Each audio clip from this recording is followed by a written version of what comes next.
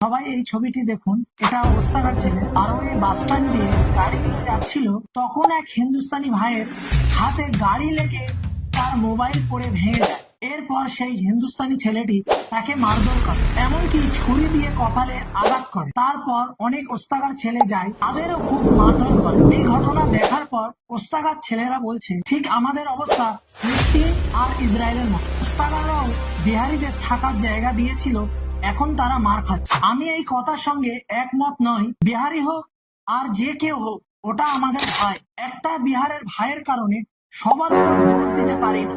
এক এলাকার মধ্যে থাকলে ঝামেলা হতেই পারে, যেমন ভাই ভাইয়ের মধ্যে হয়। মেটিয়াপুরুজে যত বিহারি ভাই আছে, আমি তাদের ভালোবাসি এবং শ্রদ্ধা করি, কিন্তু এই ঝামেলায় একটা কথা ইউজ করা হয়েছে, যেটা আমি মানতে পারছি না।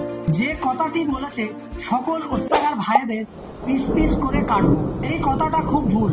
আমি সকল হিন্দুস্তানি ভাইদের কথা বলছি না, যারা এই কথা বলেছে তাদের আমি বলছি, তাদের উপর আইনত ব্যবস্থা নেওয়া হবে। কোনো একজন ভুল করলে আপনারা পুরো ওস্তাগারদের উপর দোষ দিতে পারেন না। তোমরা কিভাবে বললে সব ওস্তাগারদের পিস পিস করবে?